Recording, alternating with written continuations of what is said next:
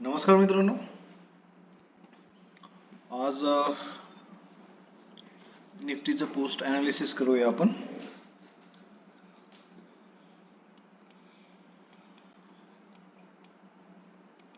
आज आपण एक ट्रेड दिला होता मॉर्निंगला, अर्ली मॉर्निंगला, या 5 मिनिटच्या कॅन्डलच्या क्लोजिंगवरतीच.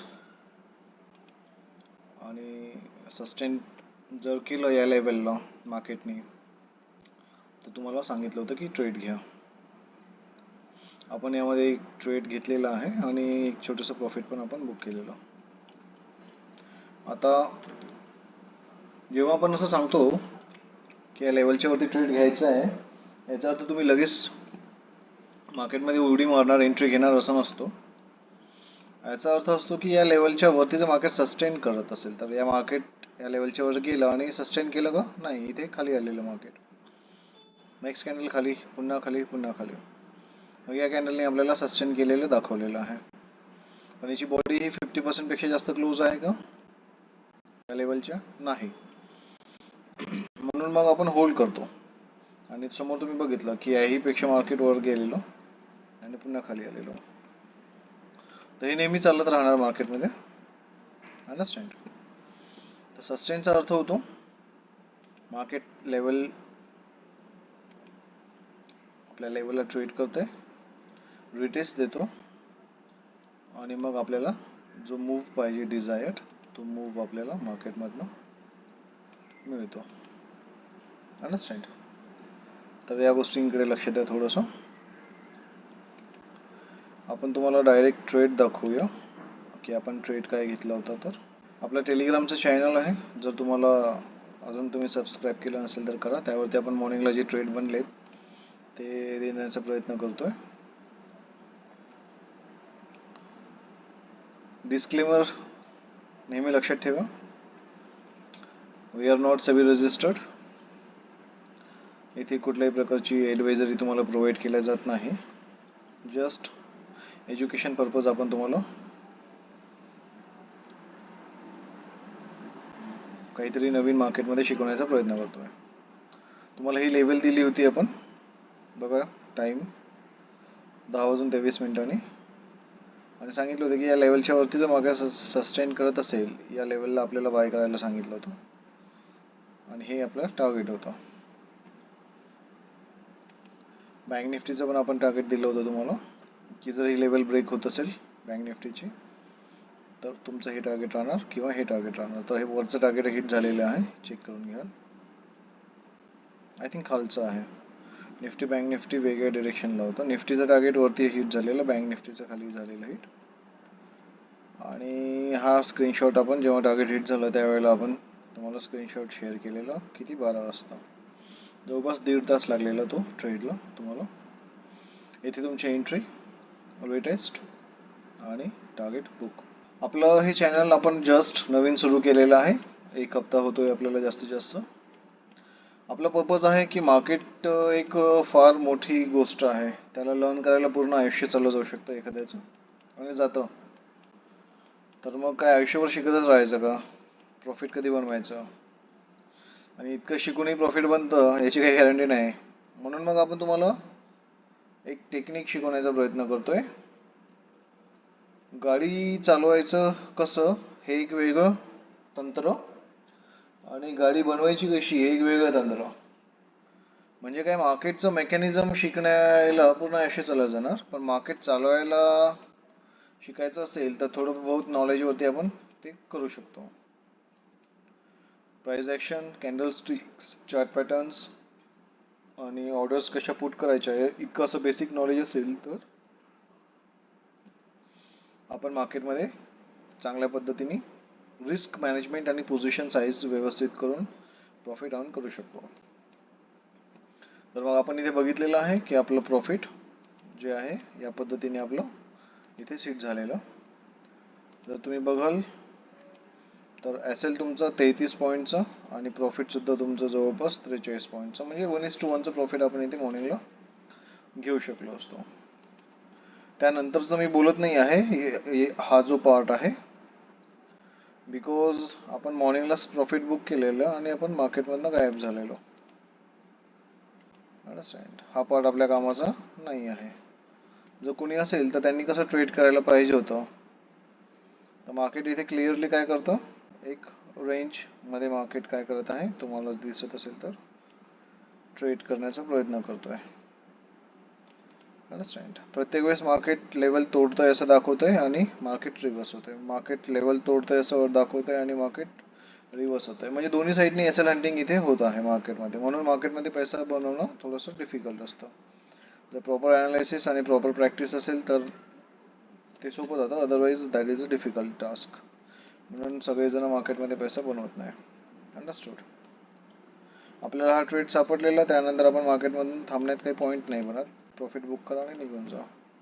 1 किंवा 2 ट्रेड, 1 किंवा 2 लॉट, आणि या पद्धतीने आपल्याला 1500चा प्रॉफिट, 1500चा लॉस या रेशोमध्ये आपल्याला काम करायचं आहे.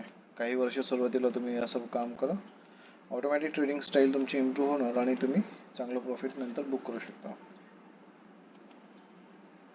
या झोनमध्ये आपल्याला ट्रेड करणं अपेक्षितच नव्हतं. हा झोन तुटल्यानंतर जर कोणी ट्रेड करायचा असेल तर तो ट्रेड कसा बनेल बघा. ट्रेड कसा बनतो, त्याला एक्झिक्युशन आपण कसं करतोय याकडे, लर्निंगकडे लक्ष द्या. इथनं मार्केट येत आहे बघा, त्यानंतर मार्केट रिटेस्ट. तर हे मार्केट असंच खाली जाणार असं अपेक्षित होतं आपल्याला, पण आपल्या अपेक्षेनुसार मार्केट काम करत नाही. आणि ही एक लेवल जिथे मार्केट थांबू शकलं असतं. जर यालाही ब्रेक केलं असतं तर मग समोरची लेवल आपण घेतली असती, ती असती ही लेवल. अंडरस्टँड. बघा मार्केटने काय गेम केलेला इथे.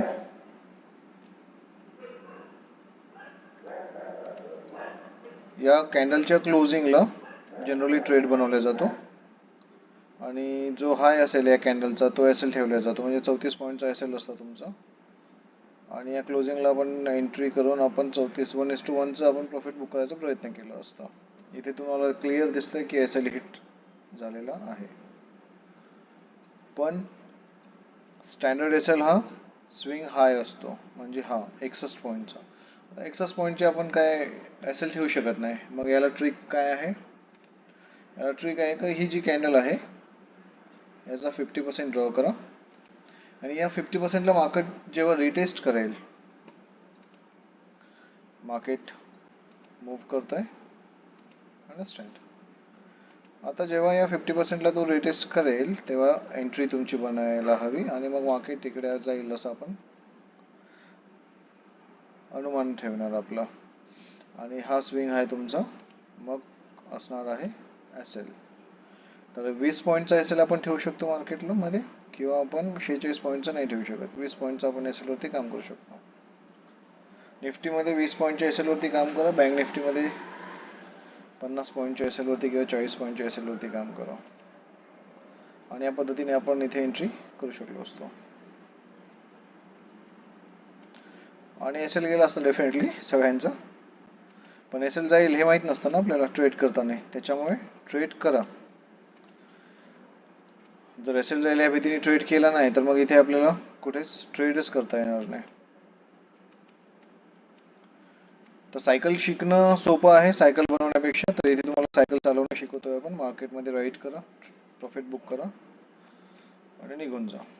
लर्निंग ही फेज आयुष्यभर चालू राहणार आपली. आता हे झालं पोस्ट अनालिसिस. पोस्ट अनालिसिसमध्ये आपल्याला एक भाग दिसतोय की उद्या मार्केट,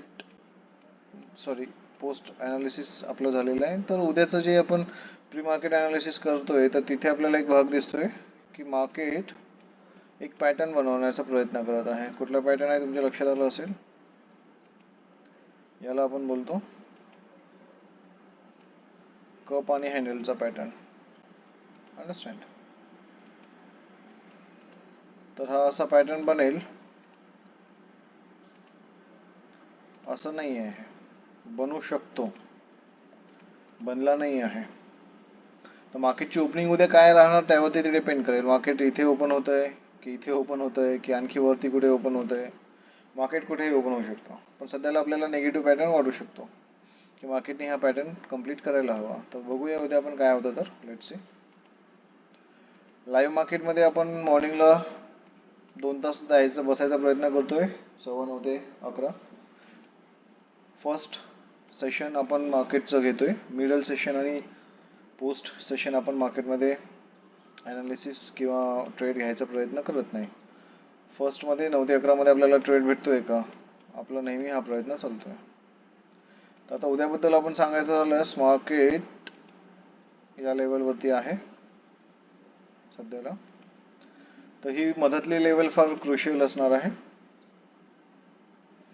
मार्केट कुठल्या डायरेक्शननी ओपन होतं त्या डायरेक्शननुसार आपण ट्रेड करण्याचा प्रयत्न करणार. मार्केट वरती कुठे ओपन होते, रिटेस्ट देतोय, लक्षात येत आहे. आपण कॉलची पुट पोझिशन बनवणार. मार्केट खाली कुठे ओपन होतोय, रिटेस्ट करतोय, आपण आपली पुटची पोझिशन बनवणार. या पद्धतीने आपण काम करणार आहोत मार्केटमध्ये, सिंपल. तर लाईव्ह मार्केटला जॉईन करा. अनालिसिस आवडत असल्यास लाईक शेअर करा, सबस्क्राईब करा. बेलचं जे नोटिफिकेशन आहे त्याला ऑल करून ठेवा, जेणेकरून जेव्हा केव्हा आपले व्हिडिओज अपलोड होतात मार्केटमध्ये 9:15 एंटर करायच्या आधी एकदा व्हिडिओ चेक करत चला चॅनलवरती येऊन, जर तुमची नोटिफिकेशन ऑन नसेल तर. आणि 2 मिनिटाचं ॲनालिसिस, 5-10 मिनिटाचं ॲनालिसिसमध्ये तुम्हाला समजून जातं की ट्रेड कसा करायचा आहे. तर भेटूया उद्या मॉर्निंगला.